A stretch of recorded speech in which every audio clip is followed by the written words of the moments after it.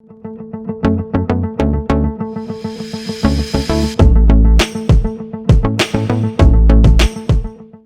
Dear friends and students, कैसे हैं आप लोग। Hope you all are good. और वैसे तो आपने थंबनेल देख ही लिया और आप समझ चुके हैं कि आज हम किस टॉपिक को डिस्कस करने वाले हैं। जी हाँ, आज हम डिस्कस करेंगे भारत के विदेश संबंधों को। और उसमें भी हमारा जो मेन पॉइंट रहेगा वो रहेगा भारत अमेरिका संबंध। तो सीबीएसई के अकॉर्डिंग अगर हम बात करें तो ये जो सिलेबस है इसे हम अपने पिछले लेक्चर में भी डिस्कस कर चुके हैं। और इसका जो फर्स्ट पार्ट है यानी भारत के विदेश नीति के जो सिद्धांत है, ये हमारा फर्स्ट पार्ट था।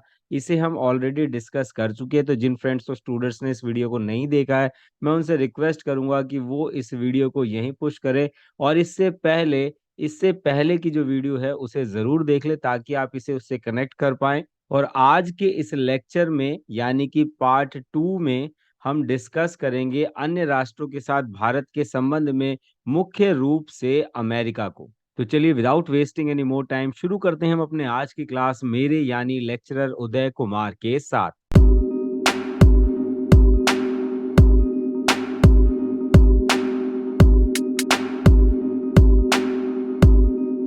तो स्टूडेंट्स, आज के इस पर्टिकुलर लेक्चर में हम डिस्कस करने वाले हैं भारत अमेरिका संबंधों को। तो स्टूडेंट्स, यहाँ पर हम जो चर्चा करेंगे वो वर्तमान संदर्भ की करेंगे। और वर्तमान संदर्भ की क्यों करेंगे, क्योंकि जो अब एग्जाम का पैटर्न है, जो कि आपका अपकमिंग एग्जाम है, उसके पैटर्न को अगर मैं देखूं तो यहाँ पर अगर आपके प्रीवियस पैटर्न की बात की जाए तो प्रीवियस पैटर्न में आपके दो ही तरीके के क्वेश्चन आते थे। भारत अमेरिका के संबंधों की बात की जाए तो या तो आता था कि 1991 से पहले भारत अमेरिका के संबंधों की चर्चा करें, या फिर आता था 1991 के बाद भारत और अमेरिका के संबंधों की चर्चा करें। लेकिन अगर मैं अब की बात करूं, वर्तमान परिप्रेक्ष्य की बात करूं, तो यहाँ पर 2014 के बाद जो है वो भारत में बीजेपी शासन के दौरान जो है वो भारत अमेरिका के संबंधों में जो है वो बहुत ज्यादा सुधार हुआ है। और ये सुधार जो है वो दो तरफा रहा है। तो यहाँ पर जो आपका अपकमिंग एग्जाम है वहां पर भी 2014 के बाद यानी कि 2014 जो कि करंट गवर्नमेंट है उसके बाद जो बदलाव आए हैं उन पर जो है वो मुख्य रूप से प्रश्न आने के चांसेस ज्यादा हैं। इसीलिए यहाँ पर हम चर्चा भी क्या करेंगे, 2014 के बाद की ही करेंगे ताकि आप अपने एग्जाम में अच्छे से अच्छा स्कोर कर सके। तो आई होप अब आप समझ गए होंगे कि आज की इस प्रेजेंटेशन में हम किस तरीके से प्रश्नों का जो है वो जवाब देंगे और नए कॉन्सेप्ट जो कि आपके एग्जाम में आपके लिए हेल्पफुल रहेंगे, केवल उन्हीं को डिस्कस करेंगे। हम अपने लेक्चर की शुरुआत करेंगे हिस्टोरिकल बैकग्राउंड से और धीरे धीरे जो है वर्तमान परिप्रेक्ष्य की तरफ बढ़ेंगे। तो चलिए पहला पॉइंट यहाँ से देखते हैं। जब हम शीत युद्ध की समाप्ति की बात करते हैं, देखिए यहाँ पर हम किसकी चर्चा कर रहे हैं, शीत युद्ध की समाप्ति के बाद। तो शीत युद्ध कब समाप्त हो गया हमारा, पूर्ण रूप से 1991 में क्या हो जाता है, हमारा कोल्ड वॉर जो है वो समाप्त हो जाता है। जब विश्व के अधिकतर देश अमेरिकी या रूसी खेमे में बट चुके थे। तो हमें क्या पता है कि जो pre war cold war era था यानी कि 1945 से 1991 का जो दौर था, इसमें विश्व जो थे वो दो भागों में बटे हुए थे। एक तरफ था यूएसए और दूसरी तरफ था यूएसएसआर, जिसे यहाँ पर हमने रूसी खेमे का नाम दिया है। और अगर भारत की बात की जाए तो भारत जो है वो इसी दौर में आजाद हुआ यानी कि 1947 में जो है वो भारत आजाद हो जाता है। उस समय कई भारतीय नेताओं और साम्यवादी विरोधी राजनीतिक पार्टियां क्या चाहती थी, वह चाहती थी कि भारत की जो विदेश नीति है वो अमेरिका के पक्ष में बनाई जाए। क्योंकि उस समय अगर अमेरिका की बात की जाए तो अमेरिका एक शक्तिशाली राष्ट्र के रूप में उभर चुका था। परंतु अगर हम जवाहरलाल नेहरू जी की बात करें तो जवाहरलाल नेहरू जो कि उस समय प्रधानमंत्री होने के साथ साथ इस देश के विदेश मंत्री भी थे, उन्होंने किसी भी गुट में शामिल ना होने की नीति को अपनाया, जिसे हम गुट निरपेक्षता की नीति के नाम से भी जानते हैं। और दोनों में से किसी भी खेमे में शामिल नहीं हुए, क्योंकि नेहरू जी ये जानते थे कि अगर हम यूएसए वाली साइड शामिल हो जाते हैं तो हम किसके दुश्मन बन जाएंगे? यूएसएसआर के दुश्मन बन जाएंगे। और अगर हम यूएसएसआर वाले खेमे में शामिल हो जाते हैं तो हम यूएसए के दुश्मन बन जाएंगे, और इसी वजह से हमारा जो विकास है वो कहीं ना कहीं रुक सकता है। और इस विकास को निरंतर चलाने के लिए ही नेहरू जी ने अपनी दूरदर्शिता को अपनाया और गुट निरपेक्षता जैसी नीति को अपने विदेश नीति का एक महत्वपूर्ण तत्व बनाया। तो आई होप अब आप इसे समझ चुके होंगे। तो यहाँ पर सेकंड पॉइंट के रूप में हम देख सकते हैं कि इसी दौरान जो पाकिस्तान था, जो कि हमसे ही अलग होकर एक अलग देश बना, उसने अमेरिकी खेमे में शामिल होने का फैसला लिया। इसी के साथ साथ भारत रूस की बढ़ती दोस्ती के कारण 1950 के दशक में भारत अमेरिका के जो संबंध थे उसमें हमें खटास देखने को मिलती है। तो हम क्या कह सकते हैं कि आजादी के बाद से कई समय तक जो है भारत और अमेरिका के जो संबंध हैं वो कुछ ज्यादा अच्छे नहीं रहे।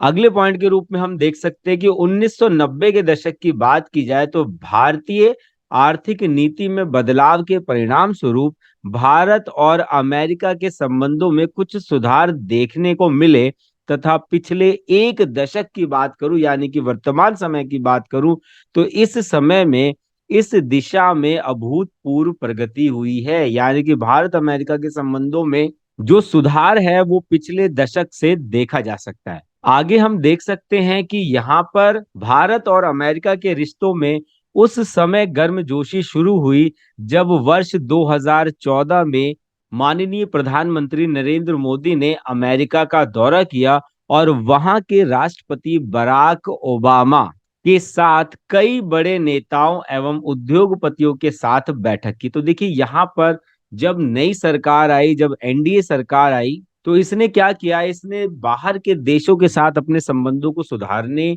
का प्रयास किया, जिसकी एक कड़ी हमें 2014 में देखने को मिलती है जब नरेंद्र मोदी जो है वो अमेरिका के दौरे पर जाते हैं और बराक ओबामा के साथ साथ वहां के जो बड़े उद्योगपति हैं भारत के विकास के लिए उनके साथ संबंध बनाते हैं, उनके साथ बैठ के करते हैं। आगे यहाँ पर हम देख सकते हैं कि इसके बाद जो अमेरिकी राष्ट्रपति बराक ओबामा जो है वो वर्ष 2015 में भारत का दौरा करते हैं और इसी दौरान वह भारत के गणतंत्र दिवस के मुख्य अतिथि के रूप में भी शिरकत करते हैं। भारत और अमेरिका के संबंधों को और अधिक मजबूत बनाने के लिए दोनों देशों के बीच कई क्षेत्रों में महत्वपूर्ण समझौते किए गए हैं, जिन्हें अगर श्रृंखलाबद्ध होकर देखा जाए तो उनमें रक्षा, ऊर्जा, तकनीक के साथ साथ कई वैश्विक एवं क्षेत्रीय मुद्दे भी शामिल किए जा सकते हैं।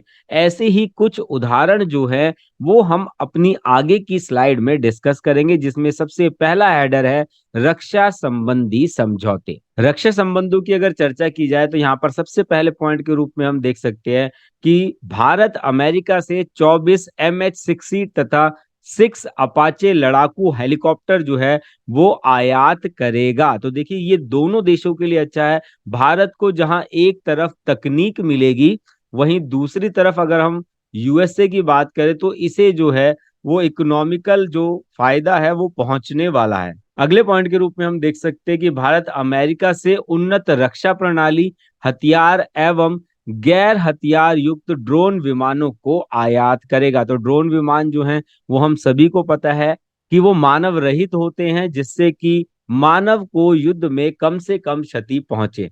अगले पॉइंट के रूप में हम देख सकते हैं कि दोनों देशों में मानव तस्करी, हिंसक अतिवाद या आतंकवाद भी इसी का हम नाम दे सकते हैं, साइबर क्राइम, ड्रग तस्करी जैसे अंतरराष्ट्रीय अपराधों के साथ मिलकर निपटने पर भी सहमति जो है वो दोनों देशों ने जाहिर की है। तो यहाँ पर हम देख सकते हैं कि दोनों देश जो हैं वो रक्षा संबंधी समझौतों में किस प्रकार अपना इंटरेस्ट जो है वो दिखा रहे हैं। अगले पॉइंट के रूप में हम देख सकते हैं कि हिंद प्रशांत महासागर के क्षेत्र में चीन के बढ़ते खतरे को देखते हुए भारत, जापान, अमेरिका ने क्वाड नामक नीति के माध्यम से सहयोग और परामर्श को बढ़ाने पर भी अपनी सहमति जो है वो जताई है। तो अगर आपके एग्जाम में क्वेश्चन आ रहा है कि भारत अमेरिका संबंधों में जो रक्षा संबंधी समझौते हैं उनकी चर्चा करें, तो आप इन पॉइंट को एज अ आंसर लिख सकते हैं। तो चलिए इसी के साथ चलते हैं नेक्स्ट हेडर की तरफ,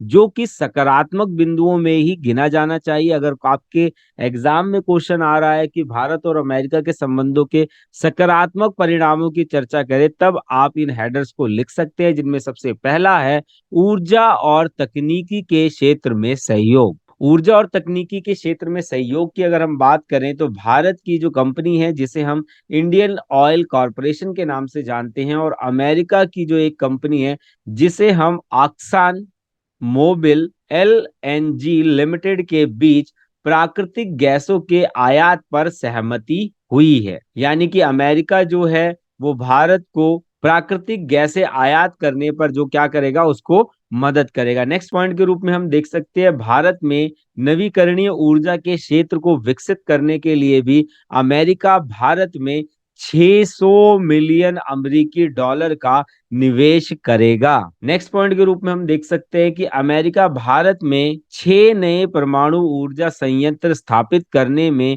भारत की मदद करेगा। यहाँ पर लास्ट पॉइंट के रूप में हम देख सकते हैं कि भारत की मेक इन इंडिया कार्यक्रम के लिए अमेरिका विभिन्न क्षेत्रों में तकनीकी हस्तांतरण एवं सहयोग करेगा। तो ये सभी पॉइंट जो है वो किस क्षेत्र में देखे जा सकते हैं, ऊर्जा और तकनीक के क्षेत्र में देखे जा सकते हैं। नेक्स्ट हेडर के रूप में हम देख सकते हैं, स्वास्थ्य एवं शिक्षा के क्षेत्र में दोनों देशों के बीच में क्या सहयोग रहा है। तो इस हेडर में हम देख सकते हैं कि अमेरिका भारत में महिला शिक्षा एवं सशक्तिकरण के साथ साथ बच्चों के स्वास्थ्य से जुड़े एवं मादक पदार्थों का मतलब क्या है, जो भी नशीले पदार्थ है से बचाव संबंधी कार्यक्रम के लिए तकनीकी एवं वित्तीय सहयोग करेगा। तो ये वो समझौते हैं, ये वो सहयोग के क्षेत्र हैं जो दोनों देशों के बीच में मित्रता और घनिष्ठता को बढ़ाती हैं। तो चलिए इसी के साथ चलते हैं नेक्स्ट हेडर की तरफ, जहां पर हम चर्चा करेंगे व्यापार और वाणिज्य के क्षेत्र में सहयोग। यानी कि दोनों देश अमेरिका और भारत जो है वो किस प्रकार एक दूसरे का व्यापार और वाणिज्य के क्षेत्र में सहयोग कर रहे हैं और भविष्य में क्या क्या संभावनाएं हो सकती है। तो यहाँ पर पहले पॉइंट के रूप में हम देख सकते हैं कि सॉफ्टवेयर के क्षेत्र में भारत का कुल निर्यात 65% जो है वो अमेरिका को जाता है। तो यहाँ पर ना केवल भारत को इससे लाभ हो रहा है, साथ ही साथ अमेरिका को भी यहाँ पर आर्थिक लाभ हो रहा है। तो इसी वजह से दोनों देश जो है वो आपस में संबंधों को बढ़ाने पर अधिक जोर दे रहे हैं। बोइंग के 35% तकनीकी कर्मचारी भारतीय मूल के हैं। तो अब आपको यहाँ पर समझ में आना चाहिए कि बोइंग है क्या। तो बोइंग एक ऐसी कंपनी है जो कि हेलीकॉप्टर और तकनीकों का निर्माण करती है, और इसमें जो 35% वर्कर काम कर रहे हैं, जो कि प्रशिक्षित तकनीकी कर्मचारी के नाम से जाने जाते हैं, वो कहाँ के हैं, तो वो भारत के हैं। अगले पॉइंट के रूप में हम देख सकते हैं कि 3 लाख जो भारतीय मूल नागरिक हैं, जो कि सिलिकॉन वैली में काम कर रहे हैं। उच्च प्रौद्योगिकी के क्षेत्र की अगर चर्चा की जाए, तो 15% कंपनियों की जो शुरुआत है वो अमेरिका में बसे भारतीयों द्वारा ही की गई है। तो देखिए ये भी एक अपने आप में बहुत बड़ी उपलब्धि है। भारत और अमेरिका के बीच हुए विभिन्न व्यापारिक समझौतों के चलते ही पिछले कुछ वर्षों में दोनों देशों के आपसी व्यापार में जबरदस्त वृद्धि हुई है। तो ये जो सारे बिंदु हमने डिस्कस करे, ये तो थे पॉजिटिव पॉइंट्स, यानी कि सकारात्मक संबंधों की शुरुआत को बढ़ाने के लिए किए गए कार्य। अब यहाँ पर कुछ ऐसे भी पॉइंट हैं जिन्हें हम नकारात्मक बिंदुओं की श्रेणी में रख सकते हैं, जिसकी वजह से शुरू से ही भारत और अमेरिका के जो संबंध हैं वो ठीक नहीं रहे। तो यहाँ से जो आपका क्वेश्चन बनता है कि भारत और अमेरिका के संबंधों के नकारात्मक बिंदुओं की चर्चा करें, तो आप इन पॉइंट्स को लिख सकते हैं। यहाँ पर पहले पॉइंट के रूप में हम देखेंगे कि भारत की जो गुटनिरपेक्षता की विदेश नीति है, उसको अमेरिका ने स्वीकार नहीं किया। तो यहाँ पर अमेरिका क्या चाहता था कि जो भारत है वो किसके पक्ष में आ जाए, किसके पाले में चला जाए, अमेरिकी पाले में चला जाए। लेकिन भारत किसी भी गुट में शामिल ना होकर उसने एक अपना नया गुट बनाया, जिसे हम गुटनिरपेक्षता के नाम से जानते हैं। तो अमेरिका जो है इससे भी खुश नहीं था। अगले पॉइंट के रूप में हम देख सकते हैं कि भारत द्वारा सोवियत संघ के साथ बेहतर संबंधों को अमेरिका जो है उसने हमेशा ही किस दृष्टि से देखा, संदेह की दृष्टि से देखा। गोवा मुक्ति की अगर हम चर्चा करें तो गोवा मुक्ति के संबंध में भी अमेरिका ने किसका साथ दिया, किसको समर्थन दिया, तो उसने पुर्तगाल को समर्थन दिया। लेकिन हाल फिलहाल बात करें तो गोवा जो है वो भारत की टेरिटरी यानी कि भारत का ही हिस्सा है। विश्व व्यापार संगठन जिसे हम डब्ल्यूटीओ के नाम से भी जानते हैं, उसकी वीजा नीति और जलवायु परिवर्तन पर वार्ताओं में भारत और अमेरिका के मध्य जो है वो बहुत जबरदस्त मतभेदों को देखा जा सकता है, और ये भी एक नकारात्मक बिंदु ही है। भारत द्वारा परमाणु अप्रसार संधि जिसे हम एनपीटी के नाम से जानते हैं, और समग्र परमाणु परीक्षण संधि जिसे हम सीटीबीटी के नाम से जानते हैं, इन दोनों पर ही भारत ने हस्ताक्षर नहीं किए। और इसके लिए जो जिम्मेदार कारक है वो ये है कि भारत इन दोनों ही नीतियों को क्या मानता है, भेदभावपूर्ण नीति मानता है, जो विश्व को दो भागों में विभाजित करती है। एक वो जो परमाणु शक्ति संपन्न है, और दूसरे वो जिन्हें परमाणु शक्ति संपन्न होने तक का अधिकार नहीं है। और इसी कारण भारत ने इन संधियों पर हस्ताक्षर भी नहीं किए, और इसी को लेकर अमेरिका जो है वो भारत से कभी भी खुश नहीं रहा। तो आज की क्लास में बस इतना ही। मिलते हैं आपसे नेक्स्ट क्लास में, जहां पर हम डिस्कस करेंगे भारत के विदेश संबंधों को, और उसमें मुख्य रूप से हम चर्चा करेंगे भारत और रूस के संबंधों की। तो तब तक के लिए जय भीम, जय भारत।